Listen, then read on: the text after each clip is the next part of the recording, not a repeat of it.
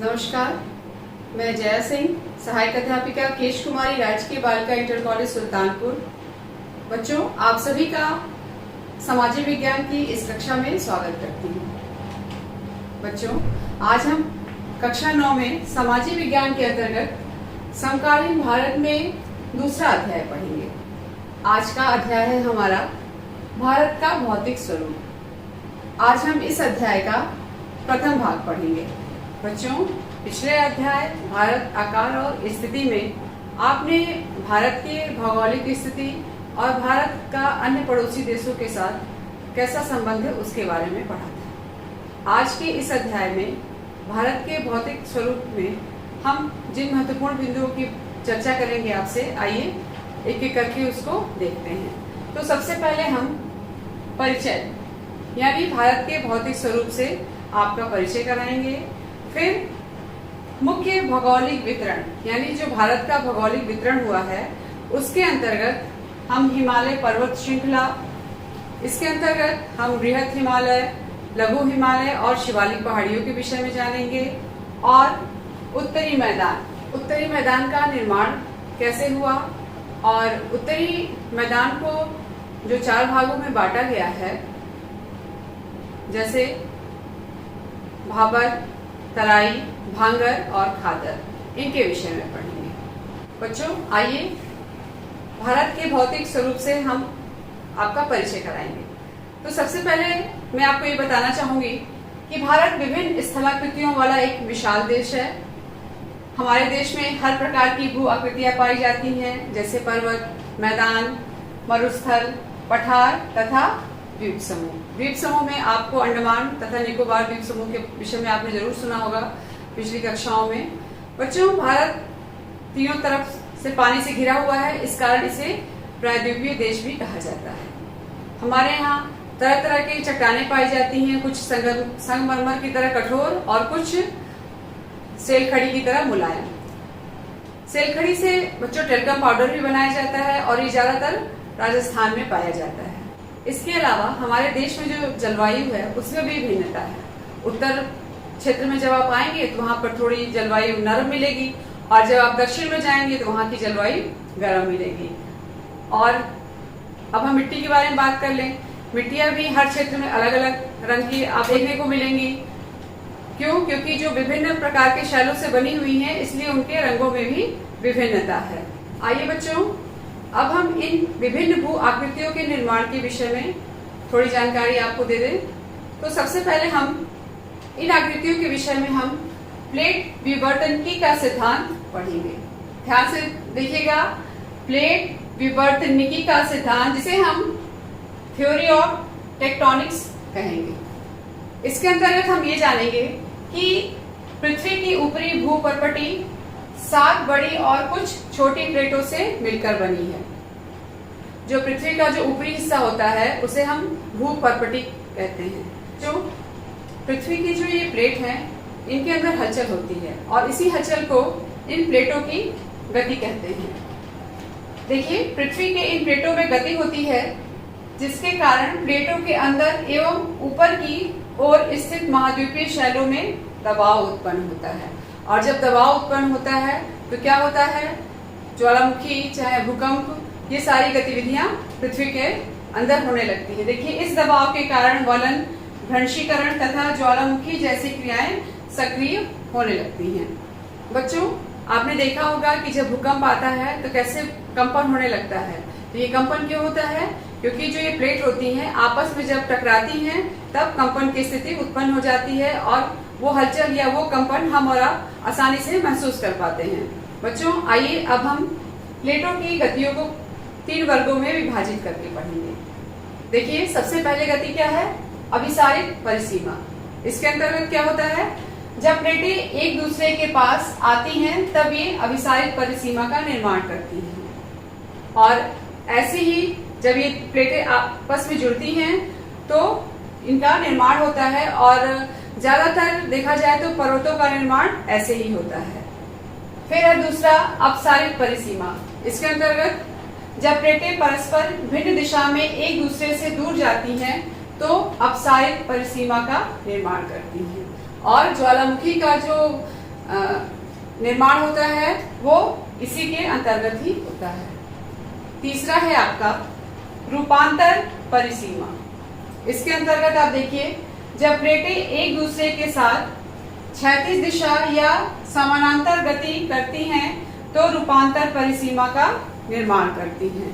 क्षैतिज दिशा देखिए यहाँ पर दिया हुआ है, यानी एक दूसरे के, जैसे ये एक प्लेट जा रही है, ठीक इसके पीछे दूसरी प्लेट, तो ये क्या होता है, तो ये रूपांतर परिसीमा का निर्माण होता है। ये रूपांतर परिसीमा में आप देखेंगे कि जब ये प्लेटें आपस में टकराती हैं तब भूकंप आता है, और इन प्लेटों में जब आपस में टकराव होता है तो कंपन की स्थिति पैदा होती है।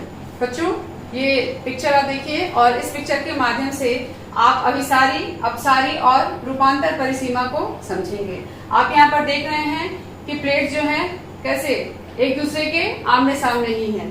यहाँ पर देखिए दोनों प्लेटें विपरीत दिशा में हैं।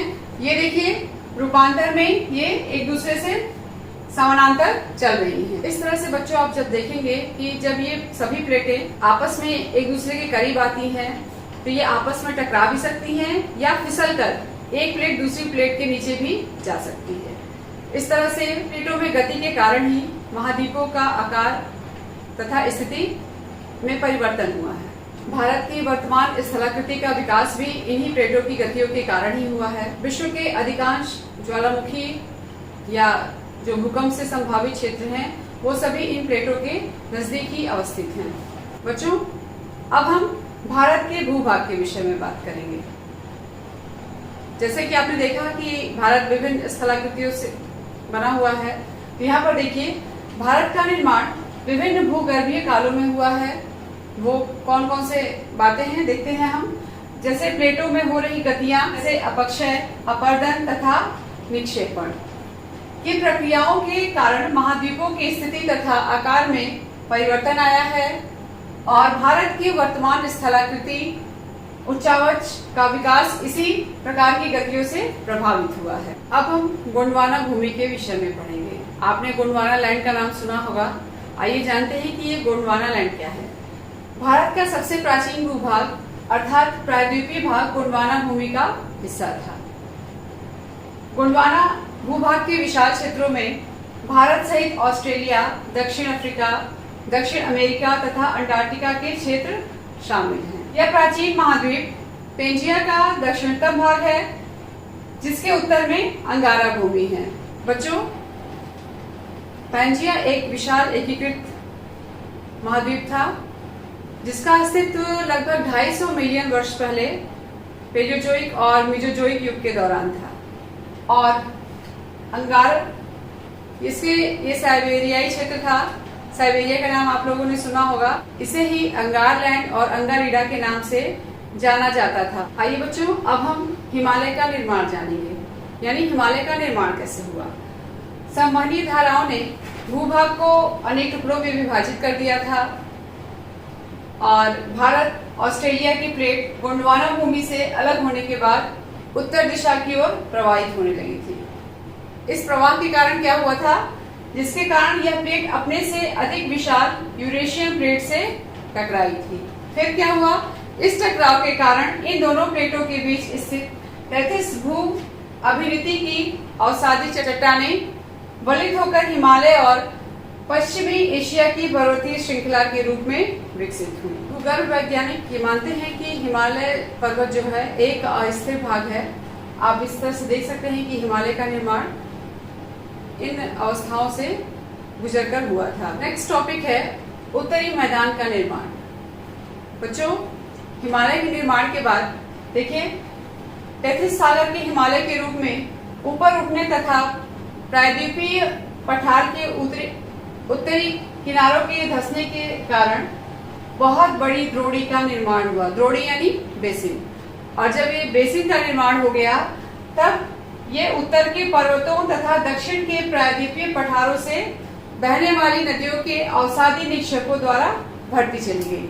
और जब ये भर गई फिर क्या हुआ, जलोढ़ निक्षेप से निर्मित एक विस्तृत समतल भूभाग भारत के उत्तरी मैदान का निर्माण हुआ।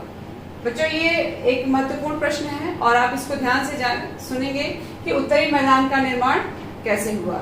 इस तरह से देखा जाए तो भारत की भूमि अनेक विभिन्नताओं को दर्शाती है। गर्भीय रूप से भारत का प्रायद्वीपीय पठार पृथ्वी की सतह का सबसे प्राचीनतम भाग माना जाता है। प्रायद्वीपीय पठार आग्नेय और रूपांतरित चट्टानों से बने हुए हैं। हिमालय एवं उत्तरी मैदान हाल ही में बनी स्थलाकृति है, जैसे कि मैंने आपको बताया। और हिमालय पर्वत जो एक अस्थिर भाग है, जिसमें ऊंचे शिखर, गहरी घाटियां और तीव्रगामी नदियां हैं। बच्चों, अब हम भारत का मुख्य भौगोलिक वितरण पढ़ेंगे। इसके अंतर्गत ये मानचित्र आप देख रहे हैं और यहाँ पर ये आपको चिन्ह बनाए गए हैं। इन चिन्हों के माध्यम से दर्शाया गया है भारत का जो भौगोलिक वितरण हुआ है वो 6 भागों में हुआ है। तो सबसे पहले जो हम पढ़ेंगे वो है हमारा उत्तरी पर्वतीय प्रदेश, यानी हिमालय के बारे में हम पढ़ेंगे। फिर हमारा जो दूसरा वर्गीकरण है या वितरण है वो है उत्तरी मैदान। ये आप देख रहे हैं एरिया सारा का सारा आपका मैदानी भाग है। फिर है प्रायद्वीपीय पठार, ये आप जो बीच का हिस्सा देख रहे हैं ये आपका प्रायद्वीपीय पठार है। फिर थार मरुस्थल, आप ये एरिया देख रहे हैं जो ये राजस्थान का एरिया है, ये यहाँ पे आपका थार मरुस्थल है। फिर तटीय मैदान, यहाँ पर आप ये देख रहे हैं, आपने कोंकण तट, मालाबार तट ये पढ़ा होगा। ये सारे जो हैं आपके क्या हैं, ये पूर्वी तटीय मैदान है और ये पश्चिमी तटीय मैदान है। और फिर हम द्वीप समूह के विषय में जानेंगे।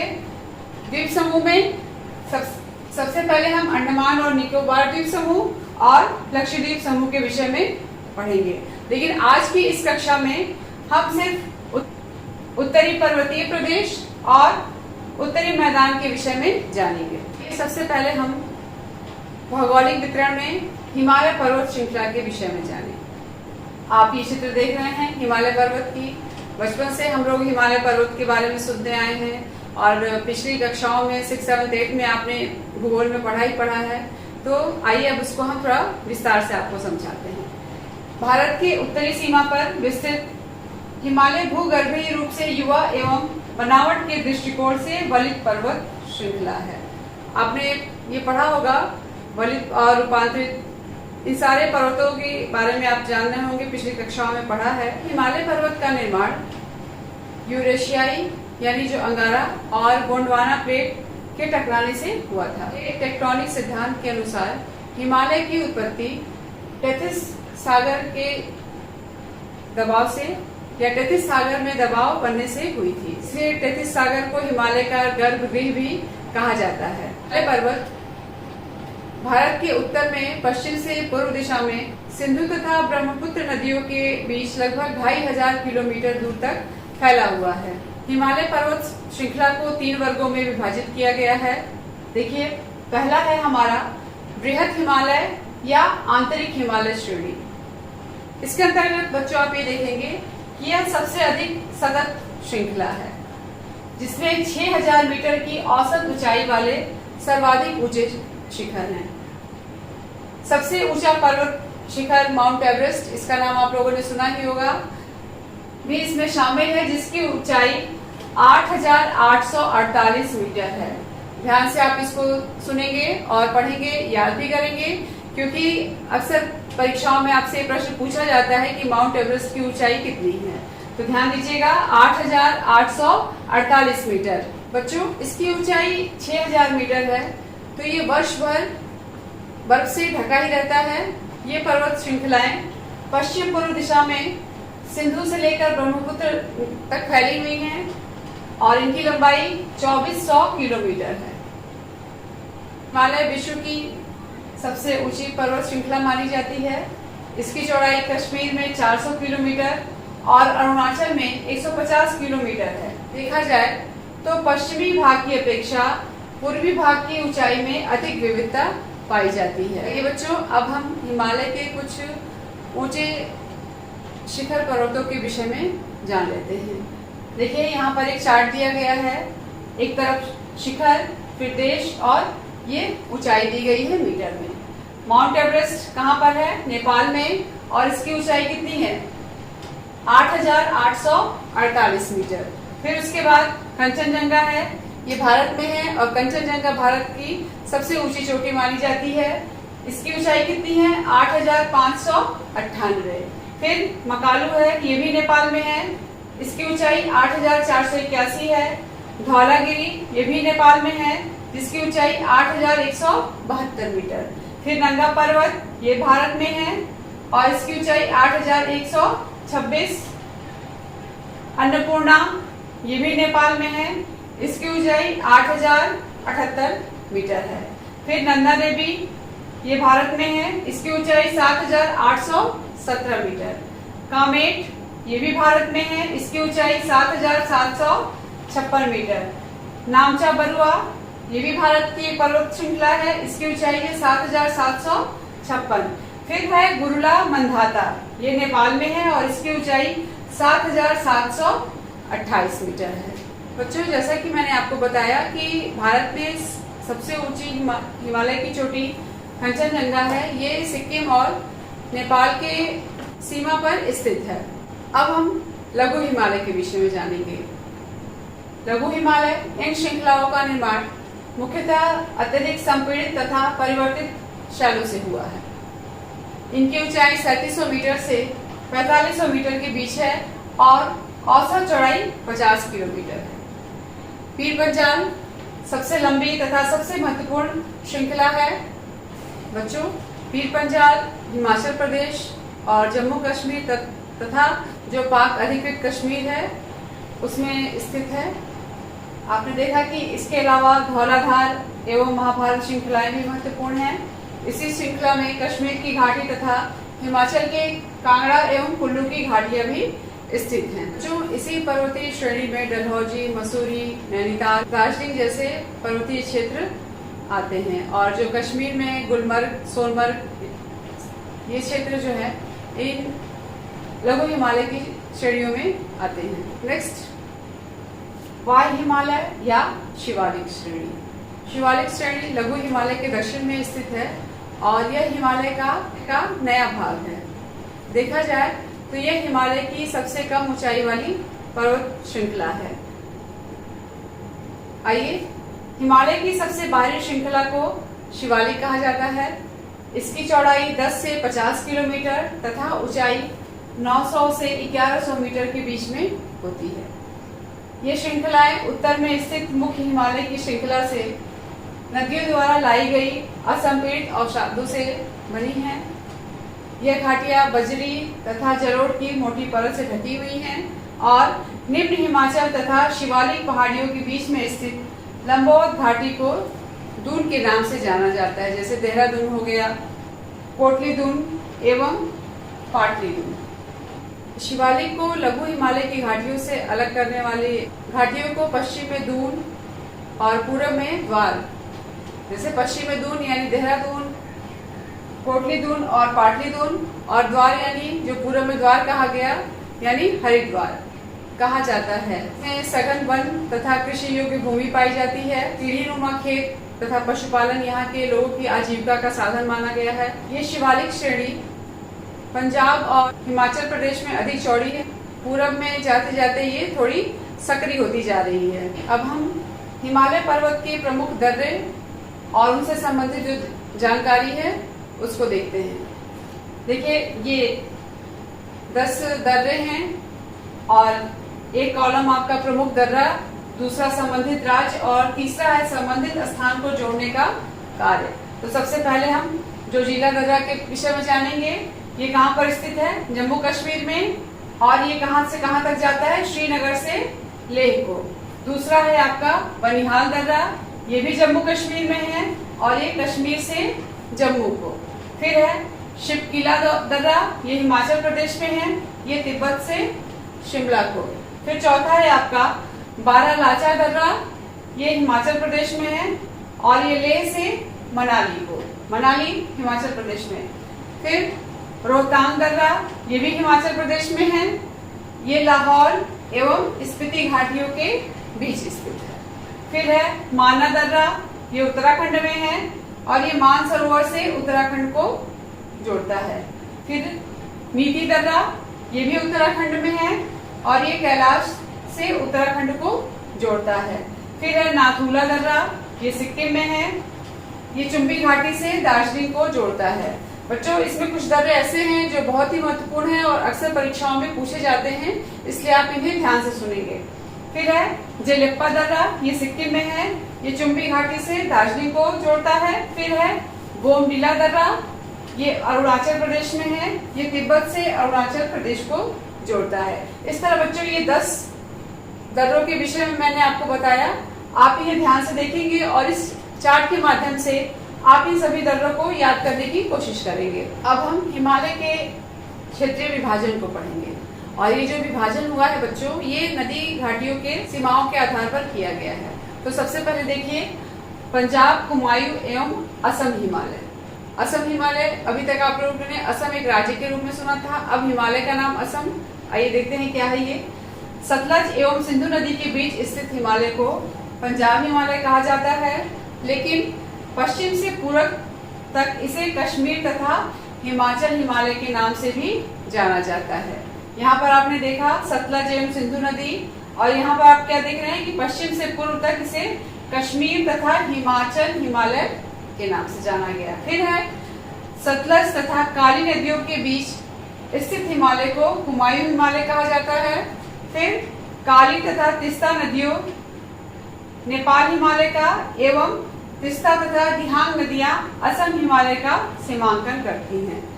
देखिए मैंने बताया ना कि असम हिमालय, तिस्ता तथा दिहांग नदियां ये मिलकर असम हिमालय का सीमांकन करती हैं। फिर है पूर्वांचल या पूर्वी पहाड़ी, इसमें देखिए ब्रह्मपुत्र हिमालय की सबसे पूर्वी सीमा बनाती है। फिर दिहांग महाखंड के बाद हिमालय दक्षिण की ओर एक तीखा मोड़ बनाते हुए भारत की पूर्वी सीमा के साथ फैल जाता है, और जब ये फैलता है तब क्या होता है, ये पहाड़ियां उत्तर पूर्वी राज्यों से होकर गुजरती हैं तथा मजबूत बलुआ पत्थरों, जो अवसादी शैल हैं, आपने पिछली कक्षा में अवसादी शैल के विषय में पढ़ा हुआ है, से बनी होती हैं। इस क्षेत्र में सघन वन पाए जाते हैं और यहाँ नागा, मिजो एवं मणिपुर महत्वपूर्ण पहाड़ियों के रूप में जानी जाती हैं। अब हम भौगोलिक वितरण के अंतर्गत उत्तरी मैदान के विषय में जानेंगे, यानी मैदानी क्षेत्रों के विषय में। बच्चों, आप ये क्षेत्र देख रहे हैं, मैदानी क्षेत्र है जहां हम और आप रहते हैं। बिल्कुल समतल जमीन होती है और यहाँ पर खेती बाड़ी भी बहुत अच्छे से की जाती है। तो आइए इसके बारे में हम बात करें। उत्तरी मैदान 3 प्रमुख नदी प्रणालियों सिंधु, गंगा एवं ब्रह्मपुत्र तथा इनकी सहायक नदियों से बना है। ध्यान देंगे, सिंधु, गंगा एवं ब्रह्मपुत्र नदियों के संगम से, और इसकी गणना संसार के सबसे उपजाऊ क्षेत्रों में की जाती है। ये मैदान जलोढ़ मिट्टी से बना है। मिट्टी के प्रकार भी आपने पढ़ा हुआ है। हिमालय के गिरिपाद में स्थित बहुत बड़े बेसिन, जिसे हम द्रोणी भी कहते हैं, में जलोढ़ों का निक्षेप हुआ, जिससे इस उपजाऊ मैदान का निर्माण हुआ है। इस मैदान के अधिकतर क्षेत्रों में प्रायः बाढ़ आती रहती है और जिससे मृदा की उर्वरता में वृद्धि होती है, क्योंकि जब बाढ़ आती है तो अपने साथ साथ बहुत से अवशेषों को या पदार्थों को लेकर आती है, और इससे फायदा ये होता है कि जो नदी किनारे जो जमीन होती है वो बहुत ही उपजाऊ हो जाती है। हिमालय से निकलने वाली नदियां जैसे गंगा, सिंधु, ब्रह्मपुत्र तथा जो प्रायद्वीपीय भारत है उनसे निकलने वाली नदियां सोन, चंबल से इस क्षेत्र का उपजाऊपन बढ़ा है और इसीलिए इसे विश्व का सबसे उपजाऊ क्षेत्र भी माना जाता है।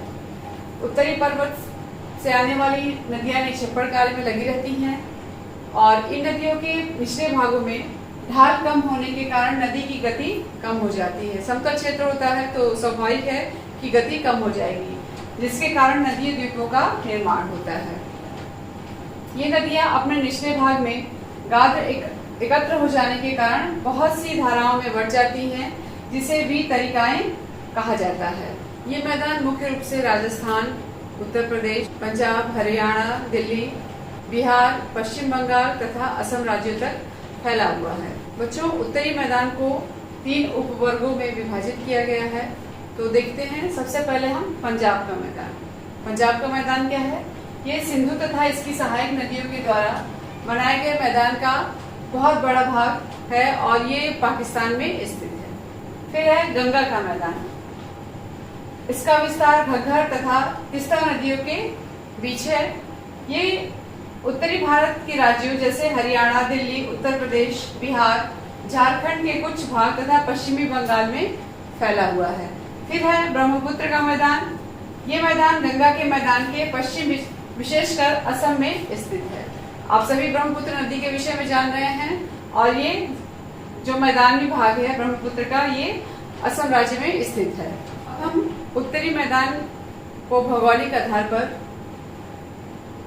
4 भागों में बांटेंगे क्योंकि इसमें बहुत विविधता है। पहले हम भाबर के विषय में जानेंगे। भाबर नदियां पर्वतों से नीचे उतरते समय शिवालिक की ढाल पर 8 से 16 किलोमीटर के चौड़ी पट्टी में गुटिका का निक्षेपण करती है। ये निक्षेपण जो है अवसादों और कंकड़ पत्थरों का होता है और इसे ही भाबर कहा जाता है।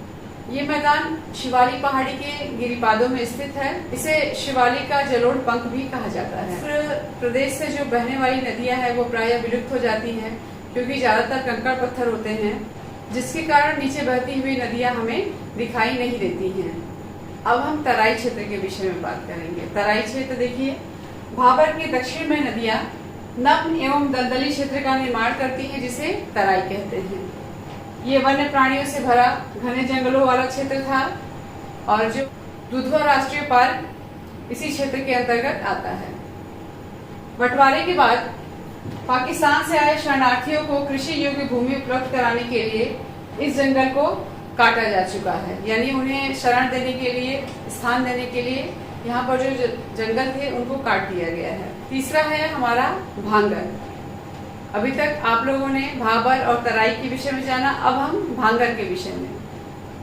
भांगर पुराने जलोढ़ से बना उत्तरी मैदान का सबसे विशालतम भाग है, जो नदियों के बाढ़ वाले मैदान के ऊपरी भाग में स्थित है और इसे हम भांगर कहते हैं। सतलज का मैदान इसके सबसे प्रमुख उदाहरण है।